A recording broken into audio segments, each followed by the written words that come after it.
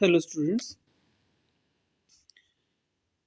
welcome to my YouTube channel Exponents and Powers Chapter 13। हमने 13.1 exercise कर ली थी और आज हम कुछ नई चीज़ों को सीखने जा रहे हैं। हमने कुछ एग्जाम्पल कोट किए हैं और देखते हैं कि क्या होता है यदि बेस सेम हो। ध्यान से देखेंगे बच्चे, यदि आधार समान हो, देखिए दो दो दो ही है आधार, यहाँ भी और यहाँ भी आधार समान हो तो क्या होता है। देखिए तब क्या होता है, 2⁻², 2 का मतलब होता है 2 को कितनी बार गुणा करना है, 2 बार। 2 का मतलब ये हो गया। अब अगला वाला 2 का मतलब है 2 को कितनी बार गुणा करना है, 3 बार। और यदि इस चीज़ को मैंने घातांकी रूप में लिखना हो तो आधार एक ही बार लिखूंगा और गिनूंगा ये कितनी बार आए, 1 2 3 4 5। तो ये बन गया 2⁵5। अगर आप ध्यान से देखेंगे तो आधार सेम होने पर हमारे पास आधार तो वही रहा, 2 ही रहा, पर और जो शक्तियां थी, इसकी जो पावर्स थी वो एक्चुअल में एड अप हो गई। 2 + 3 = 5। Check it. आप पाएंगे कि आधार जो है वो तो वही रह रहा है, 2 जो है, लेकिन इसकी जो शक्ति है, अब जो हमारे पास पावर है, अगर आप इस चीज़ को ध्यान से देखेंगे तो ये 5 होगी, क्योंकि 5 2 बन गए इधर। 5 कहाँ से बने, ये 2 + 3 से। तो यहाँ से एक बेसिक क्लियर होगी हमारे पास बात।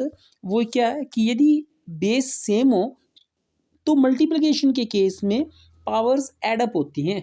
ठीक है, लाइन क्लियर करें इसमें कि बेस सेम हो, बेस सेम, ठीक, मतलब आधार समान होने पर base same.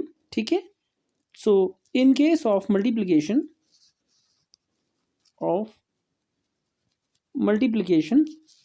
Powers are added. ठीक है, तो ये जो है ना, इस नियम को आपने लिखना भी है अपनी कॉपी में और समझना भी है।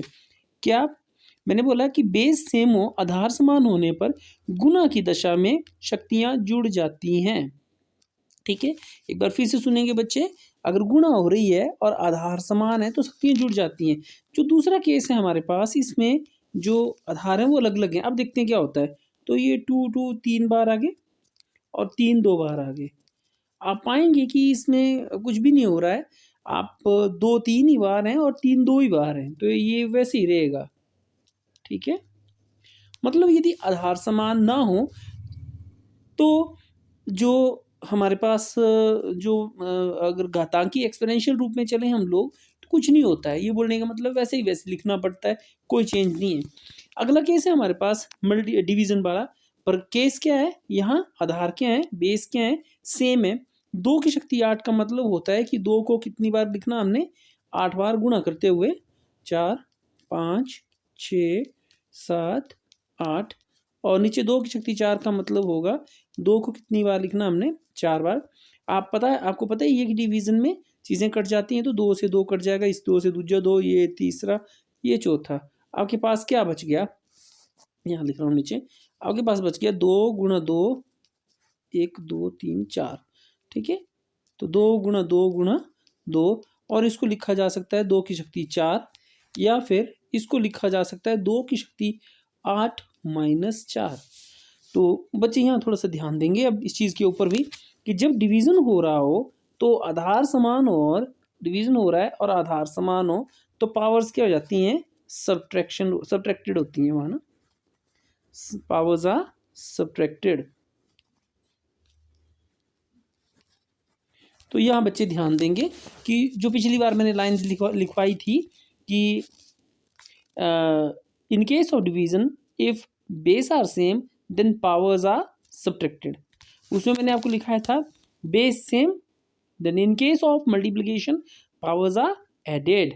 ये दो हमारे पास नियम, हमारे पास दो चीज़ें हमारे पास आ गई। ये जो दो नियम हमारे पास आए इनको बोलते हैं लॉज ऑफ एक्सपोनेंट्स। ठीक है, ये है हमारे पास क्या चीज़, लॉज ऑफ एक्सपोनेंट्स, मतलब घातांकों के या घात के नियम, घातांक के नियम। ठीक है, तो मल्टीप्लिकेशन वाला मैंने आपको करवा दिया, तो मल्टीप्लिकेशन भी करा दिया। तो मल्टीप्लिकेशन का जो नियम होगा बेटा वो ये है कि एक शक्ति m को एक की शक्ति n से गुणा करें तो a⁻m n आता है। ठीक है, तो इसके बाद हम एक और नियम की और बात करते हैं।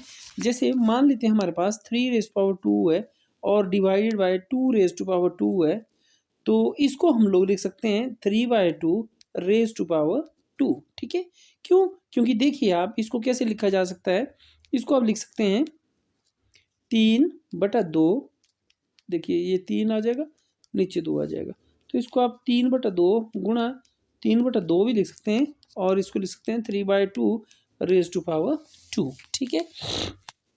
3/2 की शक्ति 2। तो इस तरह से हम लिख सकते हैं इन पावर्स को। तो जो हमारे पास नया नियम बना वो ये है कि यदि a⁻m हो और b⁻m भी m हो, तो इसको हम लिख सकते हैं a/b⁻m। आपको मैंने पिछली बार ही बताया था ये कि किसी भी संख्या की शक्ति अगर 0 हो तो उसका मान हमेशा कितना होता है, 1। ठीक है? तो बढ़ते हैं हम अगली एक्सरसाइज की तरफ, आई होप। और बिल्कुल ईजी सी एक्सरसाइज है ये भी, लेकिन थोड़ा सा ध्यान रखने वाली बात आती है। अच्छा, एक चीज़, एक लॉ रह गया एक और, उसको भी हम डिस्कस कर लेते हैं। मान लेते हैं हमारे पास कुछ इस तरह से है कि 2 की शक्ति 3 और इसकी शक्ति 2। ठीक है? तो इसका मतलब क्या होगा, देखिए पहले इसका मतलब होगा कि 2 की शक्ति 3, ठीक है ना, को 2 बार लिखना है हमने। देखिए इस पूरे को एक समझिए, और शक्ति 2 का मतलब हुआ 2 की शक्ति 3 गुणा 2 की शक्ति 3 लिखना है। ठीक है? तो ये कितना आ जाएगा आपके पास, ये आ जाएगा आपके पास 2 की शक्ति 3 जमा 3। ठीक है?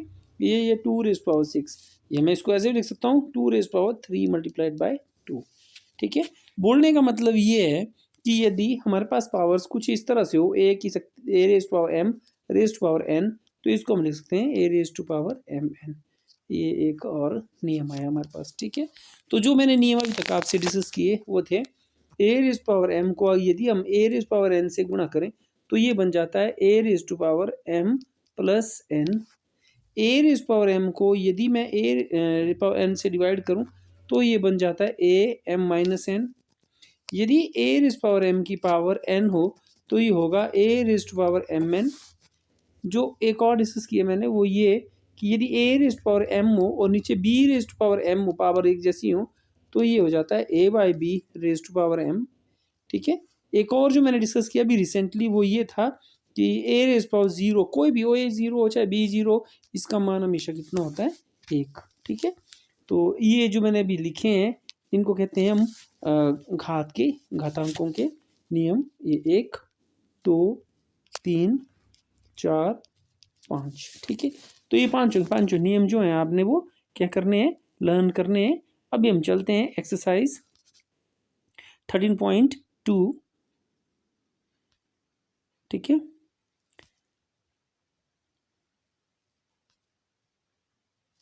तो एक्सरसाइज 13.2 है, वेरी सिंपल एक्सरसाइज है ये। इसमें मतलब पहले में तो कुछ करने के लिए है ही नहीं, पर ये है कि आप ज़रूर लिखेंगे कि हर बार वो लाइनें ज़रूर लिखनी है जो मैंने पीछे लिखी थी। जैसे ये पहले का देखिए, पहले वाले में ये कितना आ जाएगा, this will equal to 3/2। Using laws of exponent simplify and write the exponential in exponential form. तो इसको लिखेंगे आप 3 कितना है, 2 जमा 4 जमा 8, और ये आ जाएगा 3 की शक्ति 8 4 12, तो कितने हुए, 14। अब देखिए इसमें मैंने ऐड की है, तो क्यों ऐड की वो लिखना है यहाँ पर ज़रूर। तो आप लिखेंगे कि आधार हिंदी वालों के लिए लिख रहा हूँ मैं, आधार समान होने पर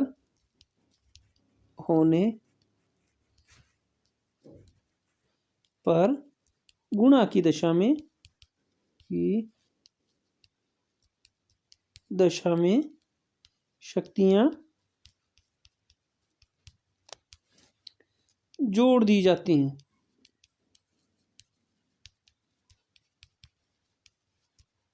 ठीक है? और इंग्लिश में इसी चीज़ को लिखेंगे आप लिखेंगे कि in case of multiplication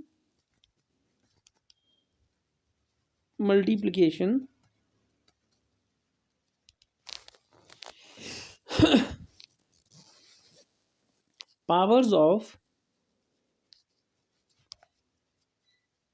same base are added। ये लाइन पक्का लिखनी है मैंने ब्रैकेट के अंदर, ओनली देन मेरा ये क्वेश्चन सही होगा। ठीक है, तो पहला क्वेश्चन मैंने आपको बता दिया। दूसरा वैसे ये सारे कर लेंगे आप, सिंपल से क्वेश्चन है। देखिए दूसरे में आ जाएगा आपके पास 6⁻15 -10, क्यों रीज़न लिखना है यहाँ पे, तो आ जाएगा 6⁻5। ठीक है, अगला क्वेश्चन है, इसमें देखिए मल्टीप्लिकेशन हो रही है, बेस सेम है तो a⁻3 + 2, तो कितना आ जाएगा a⁻5। नेक्स्ट क्वेश्चन है, देखिए बेस सेम है तो ये आ जाएगा 7x + 2। ठीक है, नेक्स्ट क्वेश्चन को देखेंगे तो ये पहले सिंप्लीफाई करना पड़ेगा।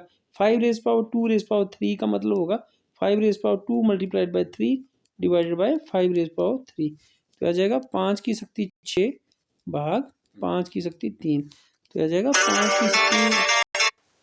5 की शक्ति 6 - 3 आ जाएगा 5 की शक्ति 3। ठीक है, तो इस तरह से ये क्वेश्चन हो जाएगा।